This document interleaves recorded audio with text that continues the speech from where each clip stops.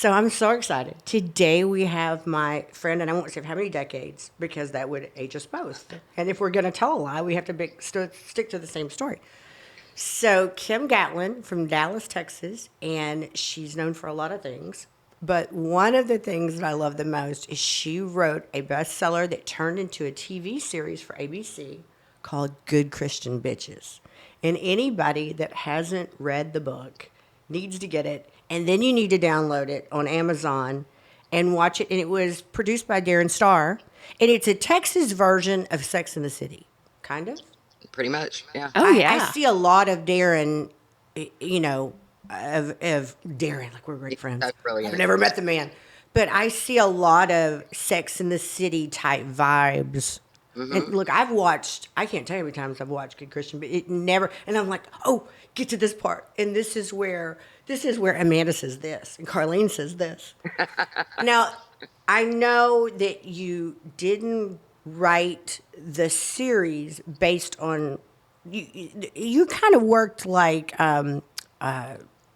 Jackie Collins. It was a collaborative, so like each character was a combo platter of people that you knew. Yes, oh, absolutely. And I was a consultant on the show. I didn't write any of the scripts of the TV show, but I was on set every day, and they asked me, certain things because they were so unfamiliar with that world. You know, Well, so take us back. Start at the beginning. How did all this come to be?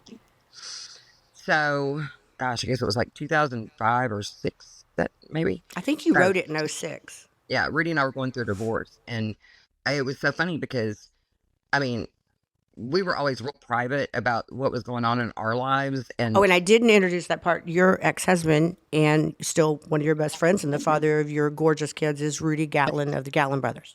yes. Okay. And we didn't want any blood on the sidewalk. I mean, Rudy didn't want people thinking poorly of his children's mother. I didn't want people thinking poorly of my children's father.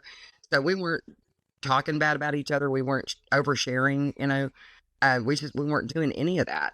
And it's like it really frustrated people because the less information there was, the more they speculated, and then speculation turned into gossip, and gossip turned into the narrative.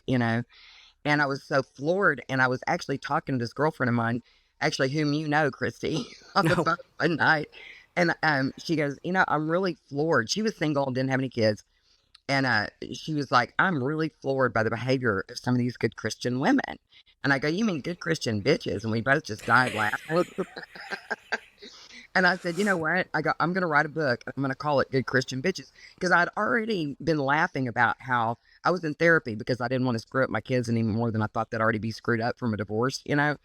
And my therapist kept telling me she wanted me to journal. And I kept saying, yeah, I'm not going to do that. And she was like, no, no, I really want you to. And I was like, yeah, well, no, no, I'm really not going to do it. And, but thank you. What else you got? And finally she was like, okay, look, after like the fifth time I saw her, she said, they did this study on people who went into the prison system, on men who went into the prison system.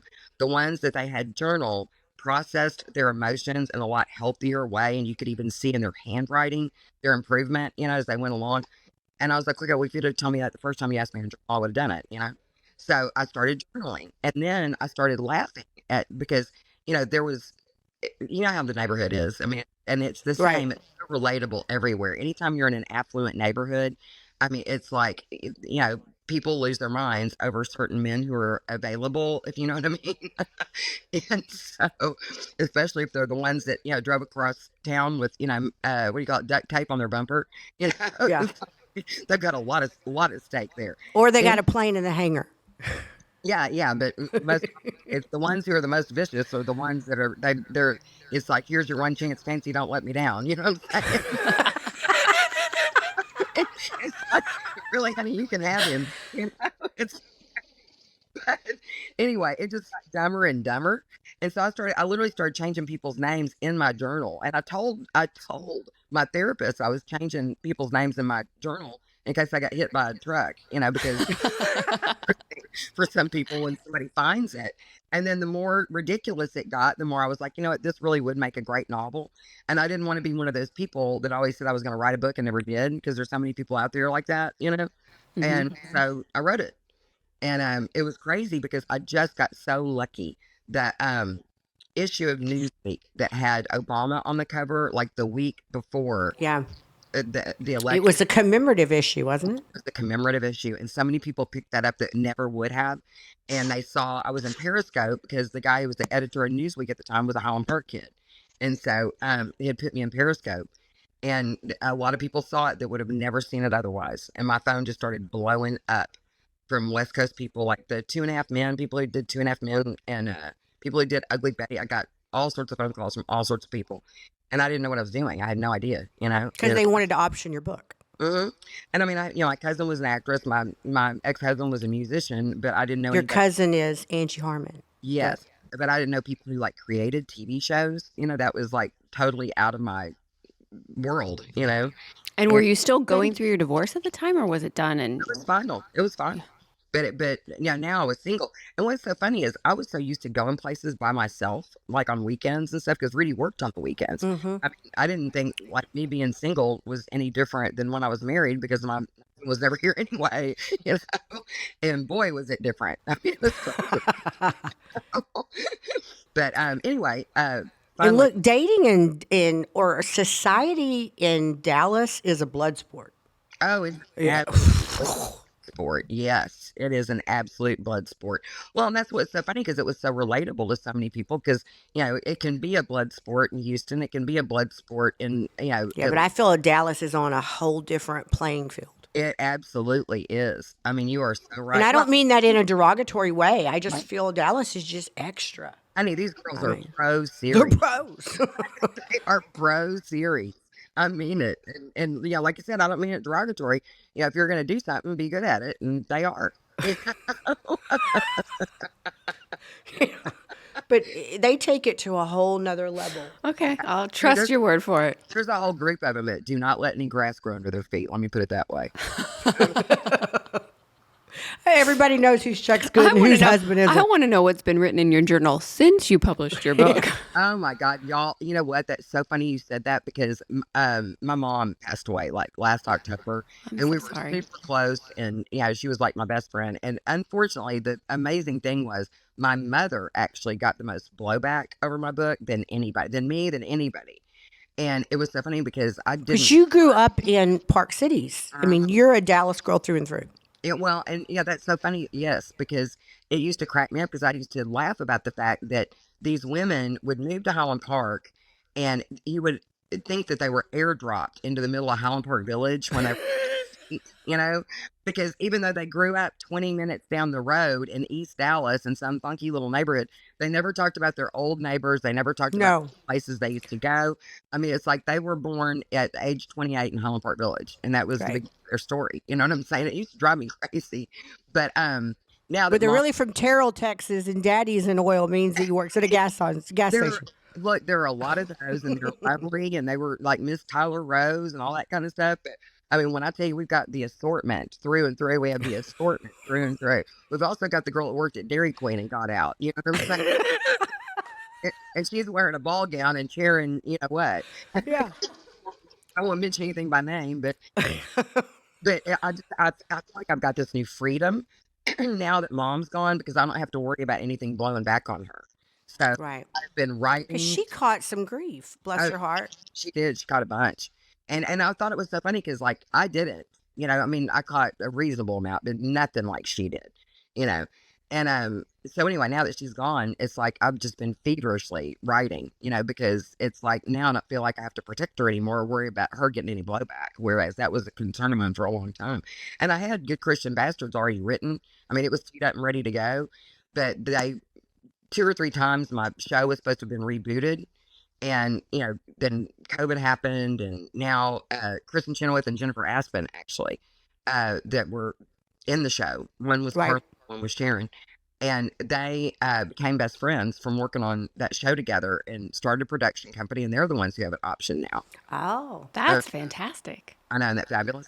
So And, who else was in the cast? It was Kristen Chenoweth, who I love. Annie Potts, Annie Potts, who we her. love. I mean, I honestly think it was probably one of her best shows. Right. Oh my God, she was so good. And can I tell you something? I went to great lengths when I wrote that book to make the mom character in that book the polar opposite of my actual mother by making her a chain smoking ace golfer. My mother didn't smoke and can't break 100. you know. And so anyway, just because I didn't want people thinking I was the main character. But then when Darren met my mom, he fell head over heels in love with Well, her. everybody did. Yeah, everybody loved mom. And he made Annie Potts' character just like her. So, I just, I've told everybody if you ever start to miss her, she's been immortalized in that role. Because Annie acts just like mother. So it's pretty funny. And Darren used a bunch of mom's shtick, in the show too, because mom was always like, God often speaks to me through Christian Dior, you know? You know what I feel like it is? The show is a mix of Sex and the City and our favorite, Sordid Lives. Sordid Lives. Uh-huh. I love You know, Sordid it's just, Lives. it's like that perfect, like everybody's role is so well captured. And you're right, so relatable. Everybody has a story to tell about, how religion or, good Christian bitches. Yes. I mean, When the Christians had a meltdown over it, I was like, look, y'all, this could have been good Buddhist bitches. This could have been good Jewish bitches. I mean, the Christian part was the X factor. That was the interchangeable, Right. But don't you feel like today you could, you did catch some grief over the title, but today you could say it and it's like nobody now it's would. PG. Yeah. Well, we're about to find out because, the reaction to good Christian bastards. So we'll see how much, Now, when is that book supposed to come out? yeah, I'd say give me 3 or 4 months because I keep having to revamp it because it's dated. There's things in it that are dated.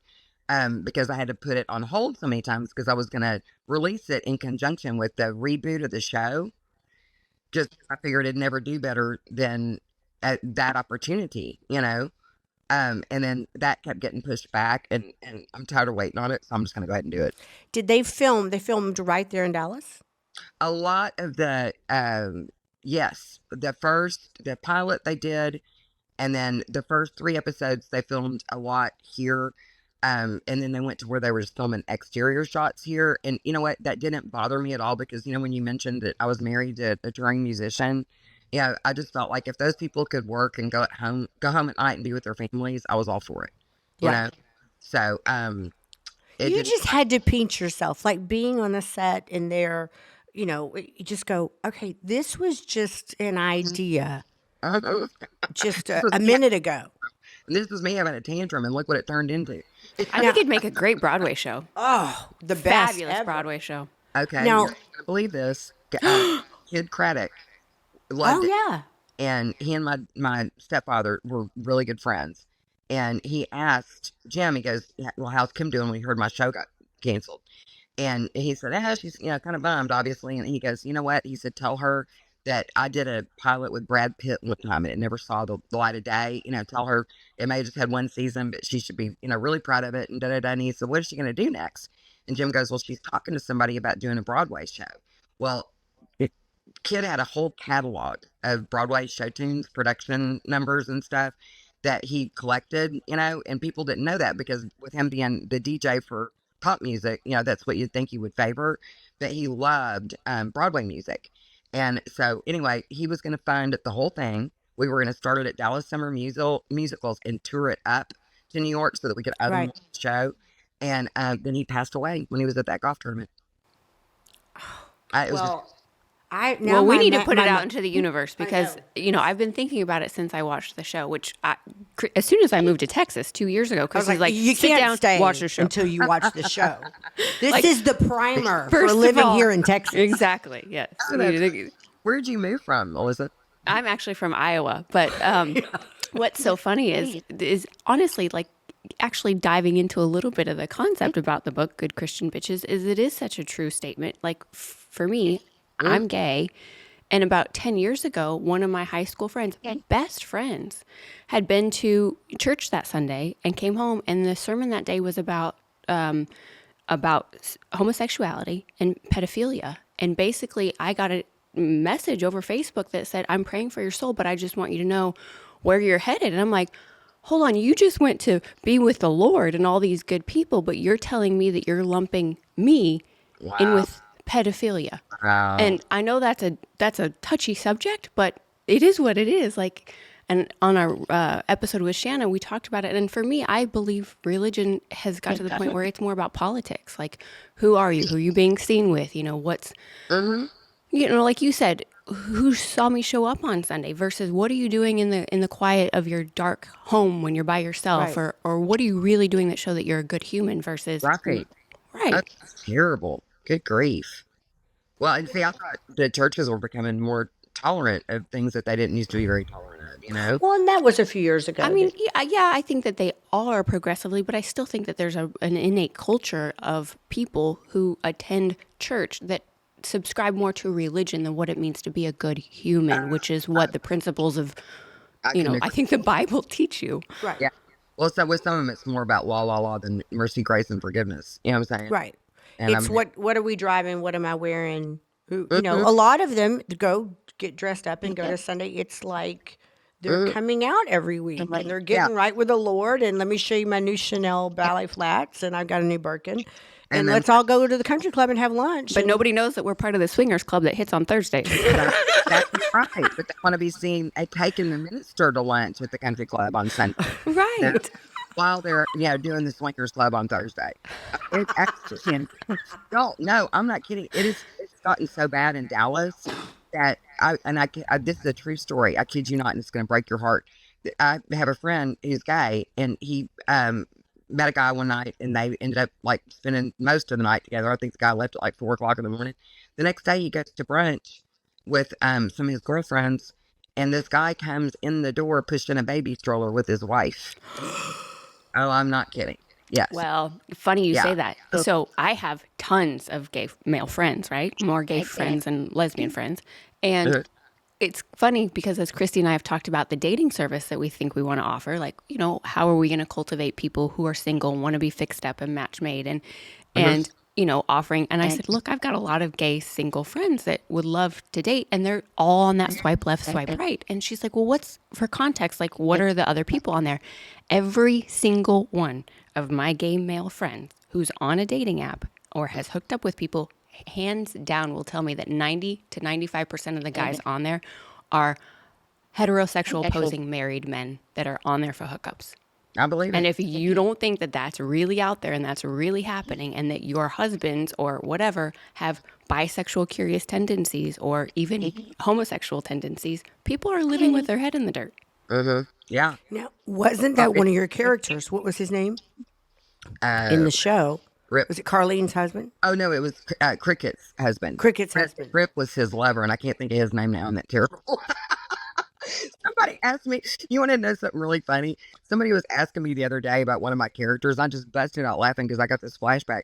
Like when I went out to LA for meetings, because what I didn't get to, or maybe when we were talking before got on, one of my girlfriends had been Patrick Swayze's assistant for like 10 years, and then Melanie Griffiths for 10 years. And she was so lovely. And the guys had gotten to know her real well because they were good friends with Patrick, right? And so I was having all these people call me, and I just happened to be talking to Rosie one day, and I said, I'm in over my head. I've got all these people calling me, about this show, and I don't know what to do. And she was like, well, darling, she's very British. She was like, let me ask Patrick if, you can call his entertainment attorney. So I did. And the guy was so helpful, and he got me an agent at William Morris. And like they had my meetings, I had like 4 and 5 a day every day for the week, And by the time I got to Darren, it was like Thursday afternoon. And because I really and truly, y'all, and I'm not kidding, I didn't want to, I could have handed a million people's head on a platter, but I didn't want to do that, or I felt like I wasn't any better than they were. So I was really trying to take myself out of it. And I used a Jewish man for a ghostwriter because I wanted him to name people and make sure that I blended them well enough that they couldn't be as easily identified and all that kind of stuff. He was to keep me accountable. Anyway, it was so funny because he named, there were only like 2 or 3 that I had to rename, but one of the women he had named was Veronica.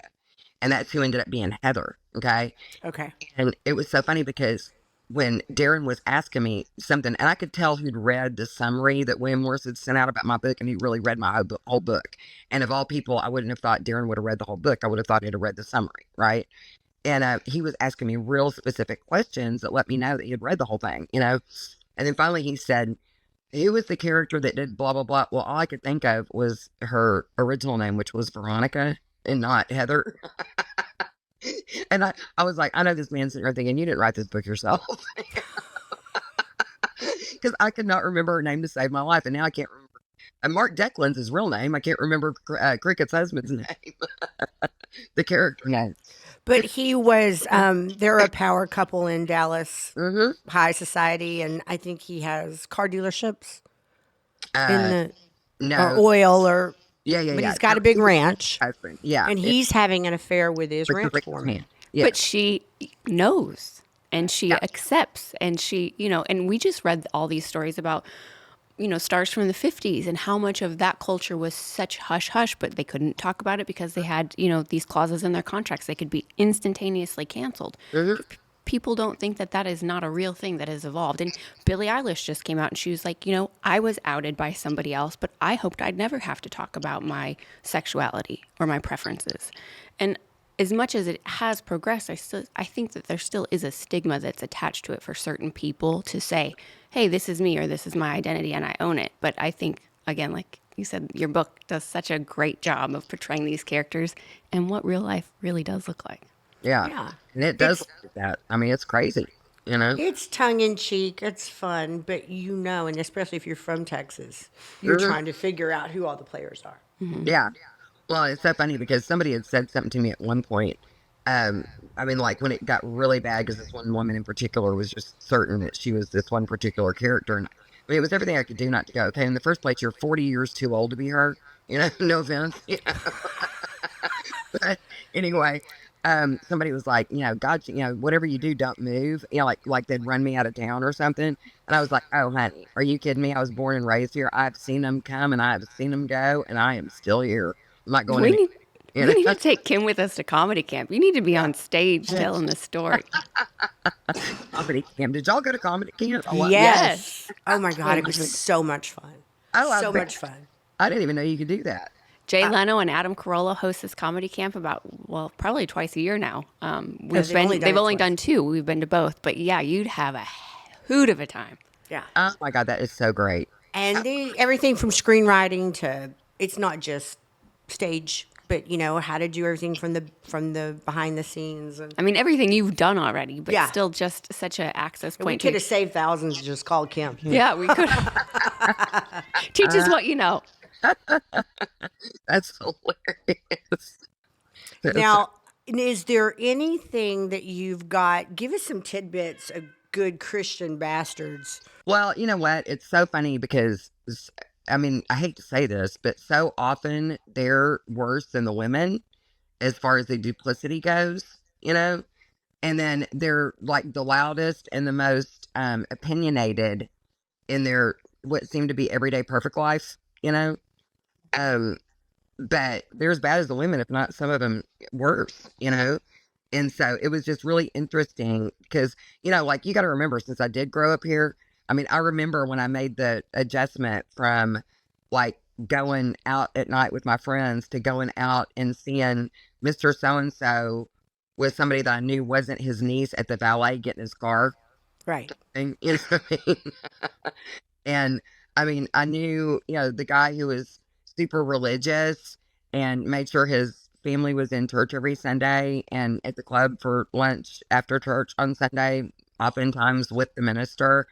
But he also, had sold a guy that's very well known for having 4 mistresses, a car for each one of them, last week. Each type of thing, Yeah, Dallas takes it up to a whole nother level. I mean, It really it's- is. Even Yeah, like- working, honestly, just to go on to that car thing, working in jewelry, we had a client that would come in and he would buy the same gift for each of his mistresses and his wife, so he didn't get confused about what he gave.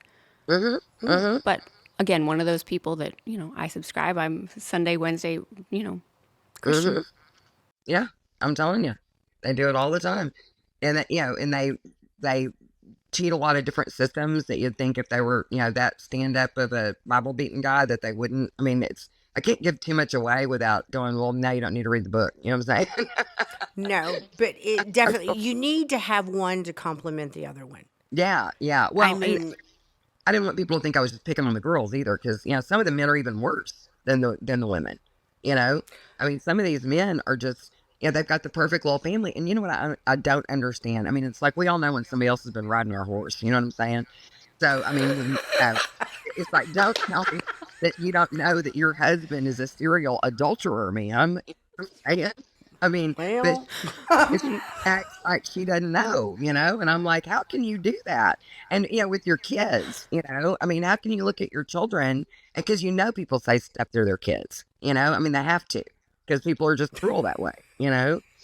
And it's like, okay, well, we're not going to pretend with you anymore, though. You know what I mean? It kind of gets to that point. It's like, I don't care if you don't want to talk about it or you don't want to acknowledge it, but don't sit there and tell me that your husband's the most awesome guy on the planet and you'd just die if you ever kissed another woman. But everybody knows he's got them, put up at the Ritz-Carlton residences and everything else. Yeah, the industrial debutante. yeah. I mean, I just can't play along to that degree. You know what I'm Hold saying? on, we definitely need a catch-up call after the It's like, I can be delusional with you, honey, and hold your hand. But when it gets that out of hand, I gotta go.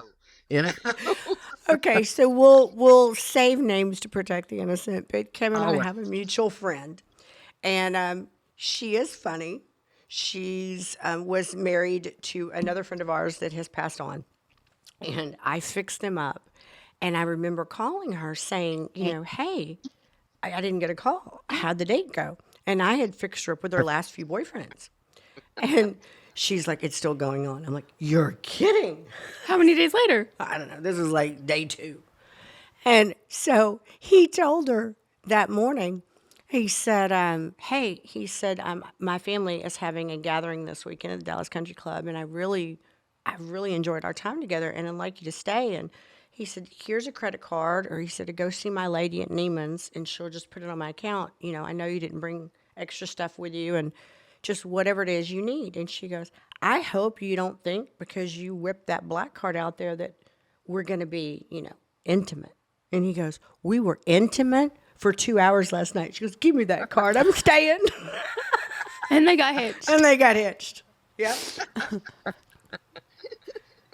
See, everybody, she's the matchmaker she says she was. Yep. Yeah, I love it.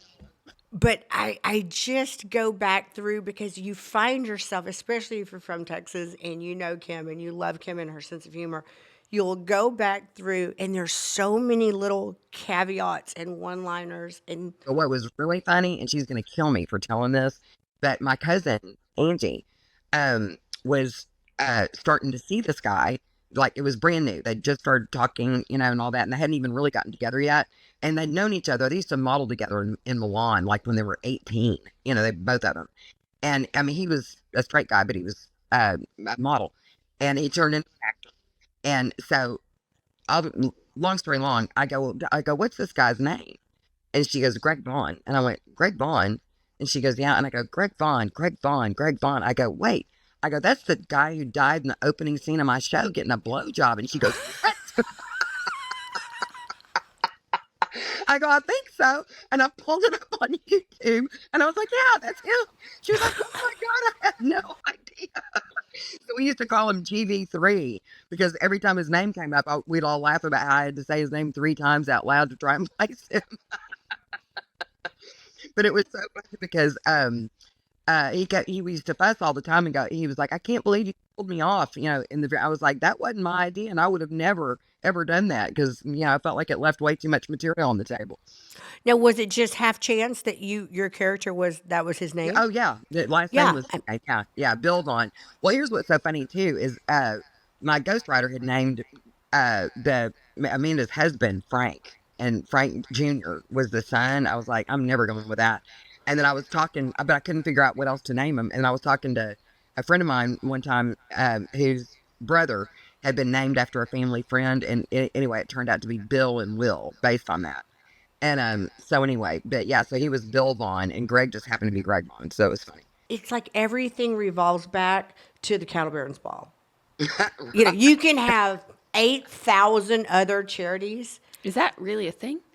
Is it a thing? It's a wonderful organization, and it was founded in Dallas, and they've spun off 1 million Cattle Barons balls in 1 million other cities, and it's been a great thing for the American Cancer Society.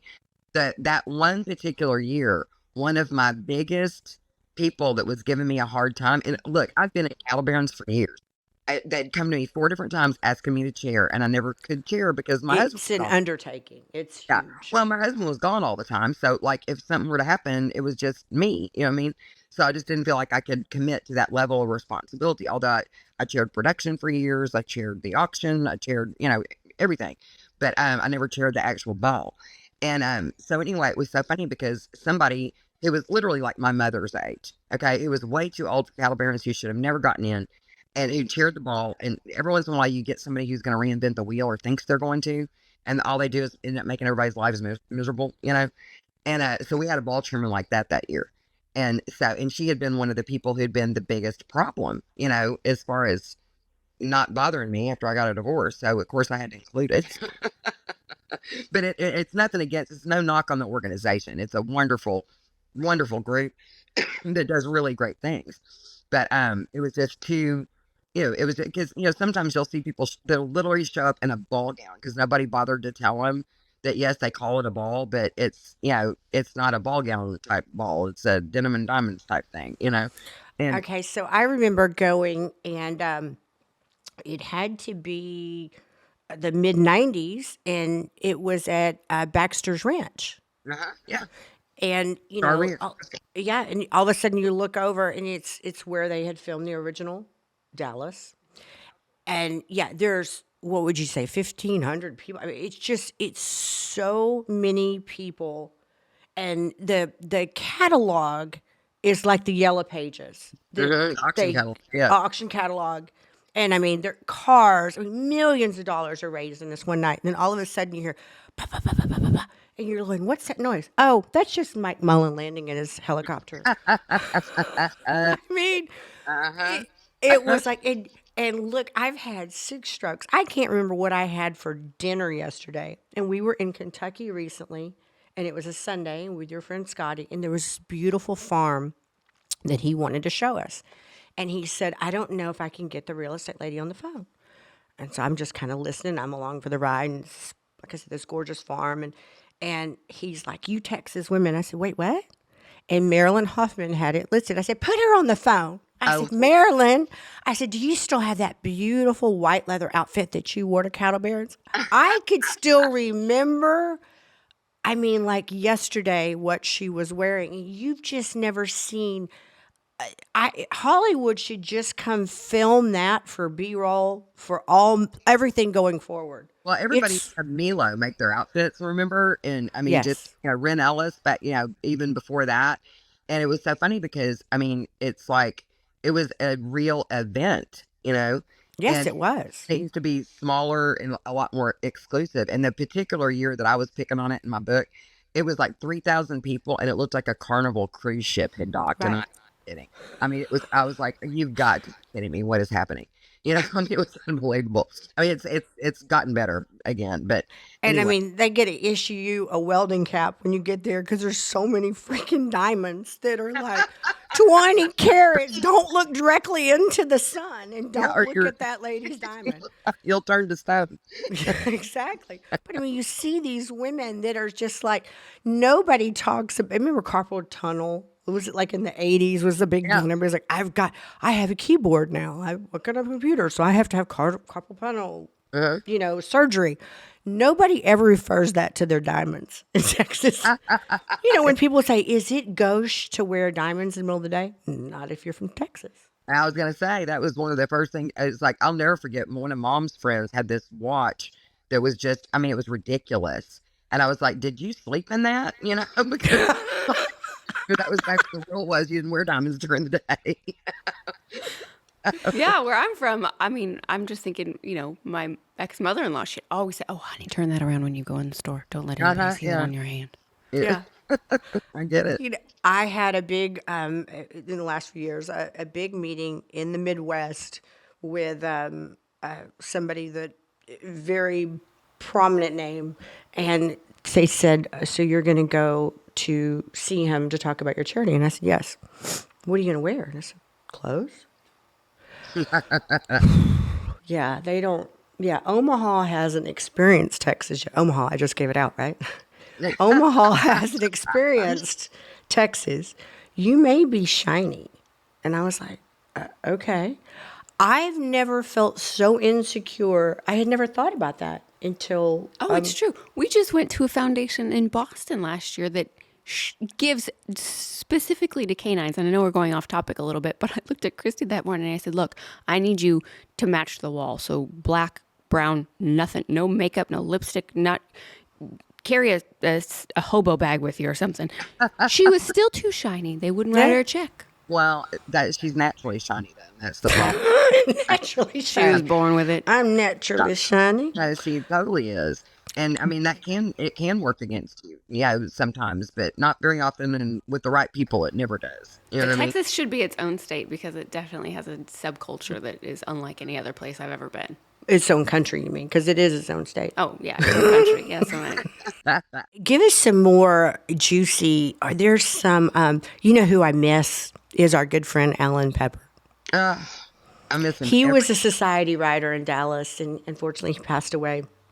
And but just oh my God, if there's anybody that you wanted to people watch with, and have him sitting next to you at an event, and it just be oh sugar darling, oh my God, did you see the size of her ass? Yeah, I mean, and he knew that.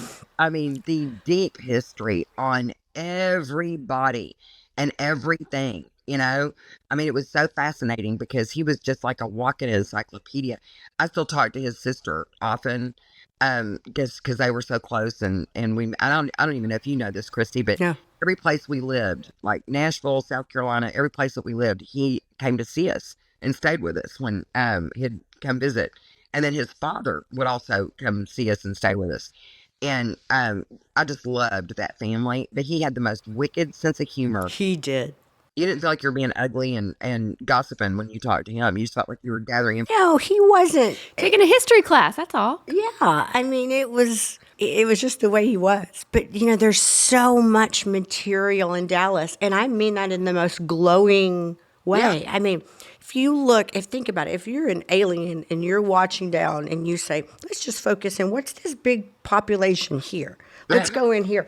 And you try to explain to somebody who Jerry Jones is. I mean, it's just Jerry Jones was the Donald Trump before Donald Trump even thought about being Donald Trump. I mean, Jerry Jones, look, to know him is to love him. I mean, for people that have hate or negativity towards him, they just don't understand what he's brought to the dance. Yeah, they're just people who've never met him. Right. Yeah. Because, I mean, Heard of it. what a charming, colorful, it is what it is. But, I mean, he's brought a lot to the program. And then, you know, I still remember, what year did he buy was it about 90? Like, no, I got married in 90, and he did it before I got married. Okay, so maybe 88. When did he buy the Cowboys? Like 86, 87, 88, somewhere around there. And you have to understand, one family, and they were America's team, but one family owned them. There's another family from Dallas, the Hunts, they own a team. They don't get the kind of, That you know. ESPN did. They ran the numbers and all the stats and everything. And they decided that because it's been so long since the Cowboys have ever even been in a playoff game, that the Chiefs are the new America's team. Well, Yeah, I was I like, don't know. here. But when you go into Dallas Cowboys Stadium and you see, they had a Victoria's Secret store in there. In the stadium? Yeah. There's there's steakhouses in there. I mean, All right, it's, Jerry World. yeah, it is. It's Jerry World. Still the best mac and cheese, truffle mac and cheese ever. And Yeah. So good. he just has that little grin and does that thing. And, you know, it felt like when Barry Switzer was the coach, it felt like, you know, they all had gone to college together. And it felt like you were getting an inside to just their friendship growing up. Yeah, to the fraternity house. Yeah. Yeah. Uh-huh. Well, it's funny because I tell people all the time, you know what? I was born and raised here. I can say whatever I want to. You know what I'm saying? And, you know, one of the things I do love about this city is it's one of the few places that I know, I mean, 24 men, excuse me, who came to this town with 21 cents in their pocket and became a self-made billionaire, you know, Right. because it's got that kind of climate for business opportunity, you know, and it's been really cool to watch and, you know, really cool to see. And so, as much as we make fun of for the kind of pariah side of it, the other side of it is equally as impressive. I was telling, and I may have said this in another episode, I can remember going to Frisco when there was a knockoff Dairy Queen, and that was it. I know. A volunteer fire department, and then just raw land. Yeah. And it is now, I think it's been a few years, one of the fastest growing cities in America. They've got like 8 high schools or 11 high schools or something ridiculous. I mean, Alan Park's got one, unbelievable how it took off at the magnitude in which it did. But when I say it wasn't even a 6-man football team school out there, there was nothing. Salina, nothing. Absolutely. there was nothing. You were 30 minutes driving before you even saw another form of life. Oh my gosh. Well, and remember, like Plano was nothing. Right. And it's now, I mean, people just don't understand how, and I can remember riding with Baxter in his car, and I was like, you bought how many acres out here? And he goes, I'm telling you, this is going to be huge one day. And I was like, in our lifetime? Yeah. I mean, I couldn't even, wasn't my money, so I didn't care, but I mean, I couldn't wrap my head around it. And you go out there now, and you just can't even fathom at the growth that is out there. Tell us about your new the Alien show that you did. Of course, that's not, and then the one that you did. It was funny. I was telling Alyssa, it was June 2 years ago. You and I were trying to have a conference call, and we had, typical in fashion, we set it up a half a dozen times, and I don't know, we had to get the cat groomed and whatever else. And she called me and she's like, look, and she said, I'm working on this, producing this show, and it's going to have a law enforcement slant. I think there might be a place for your canines. And I'm listening, and I said, Kim, I don't know what's wrong with me, but it feels like there's a claw hammer going through my head. I said, do you mind if I call you back? She goes, you always say that. And then we get sidetracked. Anyway, I then a few days later found out I'd had a stroke. And I was just like, my brain feels like somebody's just twisted it off my shoulders. And she's like, okay, well, don't be dramatic, but call me back. So 2 years later, but I'm calling you back. But tell us about those shows and other things that you have in the can. I'm so proud of you, by the way, for the way that you bounced back from all that. It's amazing. I mean, it really is. The one you're talking about, the Alien show, that just ended up being a one-off. Because there weren't so many people doing that at the time, but we had, information that we wanted to get out there, so we just did that one. But the same guy, the guy who done Narco, or the guy's family they did Narcos about, he came to me and wanted me to write a book for him. And so, because I knew how upset he was that, like, they didn't consult with him, they didn't use him as a consultant, they didn't even talk to him about what they were doing with that show. And I don't know if you remember or not, but that was like the #1 show on Netflix during the pandemic. And what was his role in the show? He didn't have one. That was the point. They didn't even reach out to him, but it was about his family. So, I mean, here are the guys feeling like, these people are making money off my bones, and they don't even have a conversation with me, And so, anyway, we did a pilot for a show for him, and that we're still working on, actually. But so that's it, which I think will be really good because he's the real deal. He's the actual guy, And then so he was an agent. He was the cartel, the Cali cartel. Oh, he was the cartel. Okay. So, like, you get in your car and you're afraid that it might blow up, but it doesn't. So you know that he really is reformed, like he told you. But I mean, he really is a lovely man, and he's an attorney. And he'll tell you, look, I know that I did a lot of things that, I shouldn't have done. And, he's a Christian, and he's kind of come to terms with all his stuff. And he'll say, look, my dad had people to kill people. I didn't have to kill anybody. I'm a lawyer. So, I mean, it's like, it was very interesting. Does he live in Texas now? No. Oh. But he was so funny because he was like, we're sitting at a stoplight, and he goes, see that bush over there? And I go, yeah. And he goes, that security guard that they used for all their information knows about as much as that Bush about what went on with my family. He said, I was inside those meetings. And finally I go, look, William, I get it. I said, there's nothing worse than feeling like somebody's making money off your bones. And it's like his whole face lit up because he was like, oh my God, she does get it, And so, anyway, we're working on that. And then, that because true crime and all that is like the number one thing. Yes. There's a very notorious Texas case that we've been working on.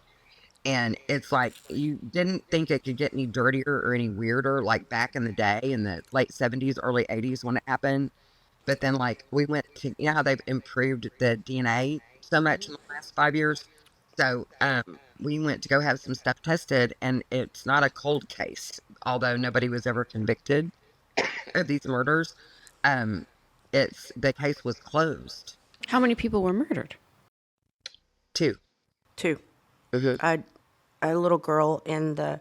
Okay, can you tell us? Well, I mean, I know who it is, but I mean, can you share? Yeah. It's Cullen Davis, Yeah. who was at the time one of the richest men in Texas. In the street. And his father was an old man. Was it Stinky? Oh gosh, I can't. Was it Something like that. Stinky. Yes. Yeah. Again, I don't know what I had for dinner last night, but But you remember that? Stinky be 120 today if he were alive. And but Cullen, his son, was married to Priscilla Davis. And how do you describe for those of Cullen Davis was very refined, Texas gentleman. Texas gentleman. You could just soft-spoken, soft-handed, that dressed immaculately, the whole thing. And Priscilla was, let's see, I mean, she had a pendant, a diamond pendant she would wear that said "rich bitch." Mm-hmm. She kind of was everything, the antithesis of this, finely tuned family of the country club and, all the wares that they had. And she had, look, it was one color, peroxide blonde. And she had probably one of the first women to have breast implants. Mm-hmm. And I mean, but, very endowed. And she was in your face with it. And if you didn't like it, so be it. But this is who she was. Full length, the links or the sable coats, and the shinier the better. So they got divorced, or they were in the process of getting divorced, and she had a boyfriend that was a basketball star. And he was like, 6'8" or something, and she was like 5'2", something real tiny. And they were coming back from a date, and her daughter was in the house, and with maybe some other friends, and somebody broke in that was wearing a woman's wig. Black wig, A black wig, and look, it was Cullen Davis. I mean, like, she's on the stand. She survived being shot. Priscilla did. And But she's her like, daughter was killed, and the boyfriend was killed. her 12-year-old daughter from a previous marriage was murdered, and so was her boyfriend. But she was on the stand going, that's who shot me. And there was another guy who pulled into the driveway, and he's saying, and that's who shot me, and nothing happened. Well, it was the OJ trial before.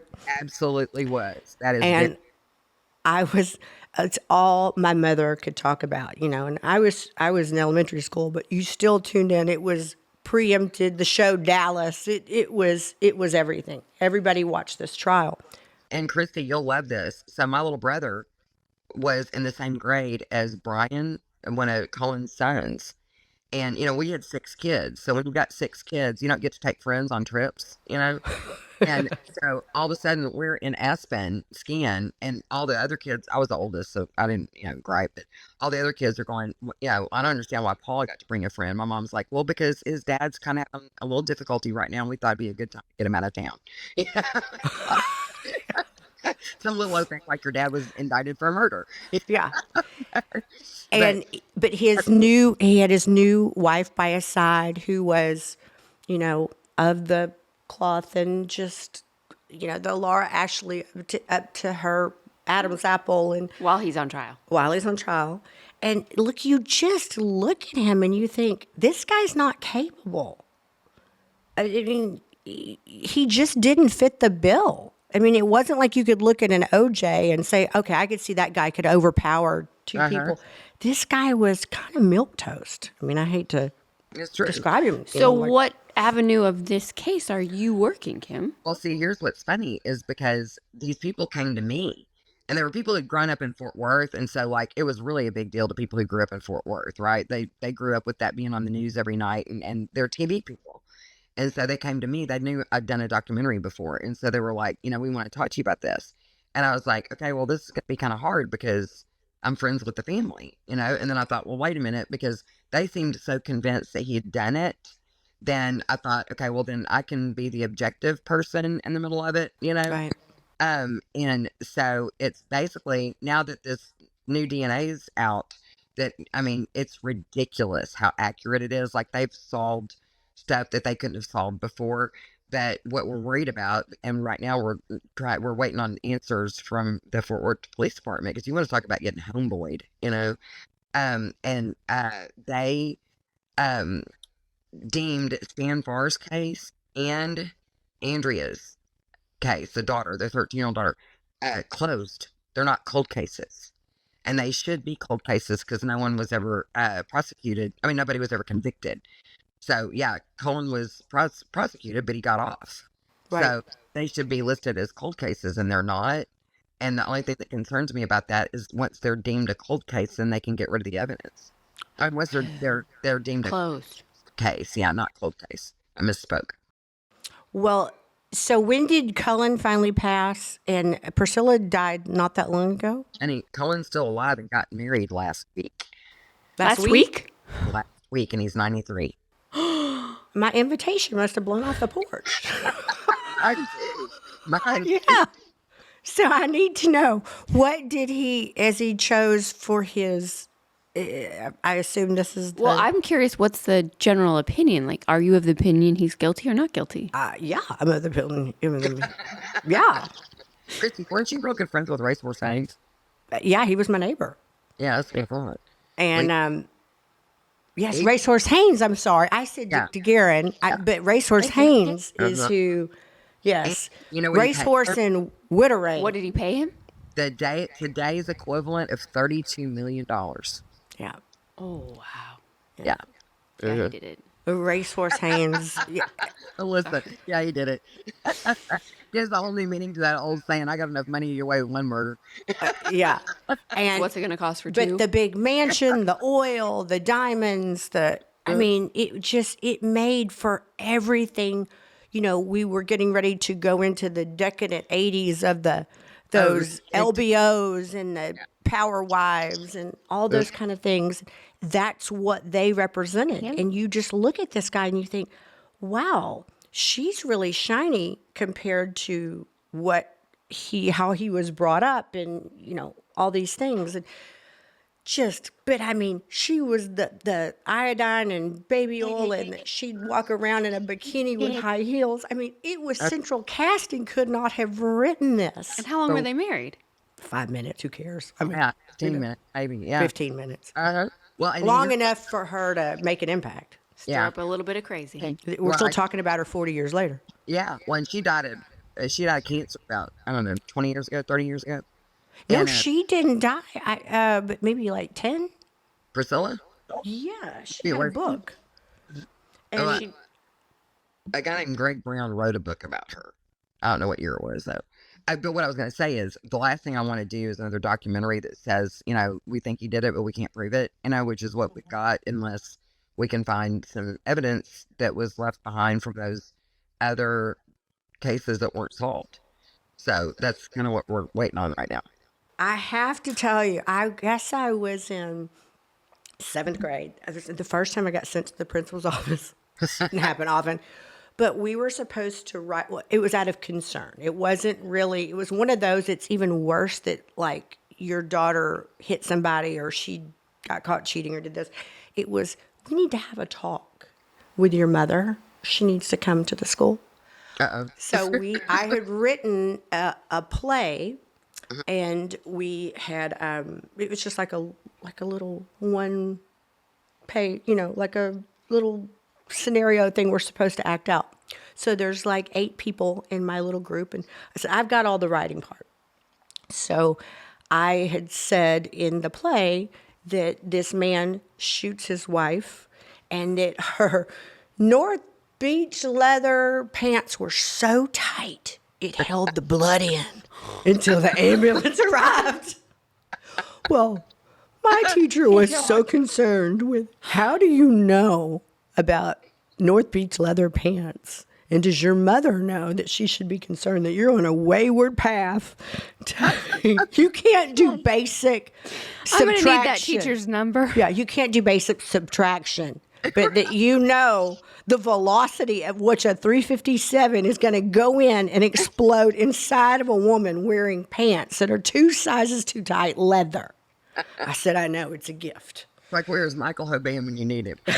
Exactly, right? Didn't somebody harass you for talking too much and you said, Oh, I didn't. It was my friend Gumby sat next to me in class, and she said, if you talk again, I'm sending you to the office. And he told the teacher, he said, that's going to be a huge mistake. He said, she's going to be famous for talking one day. You can say you knew her when. hashtag thanks, Gumby. Thanks, Gumby. Right? He had bright red hair and green eyes, and we called him Gumby. Oh, that's it. But I just think back, Texans are just so predisposed to, it's really hard to shock a Texan. I think so. It's a moral Think of the day about story. it.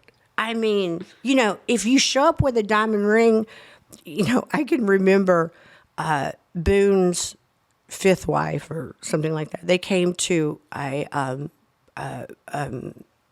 OU A&M game. And I remember it was Madeline.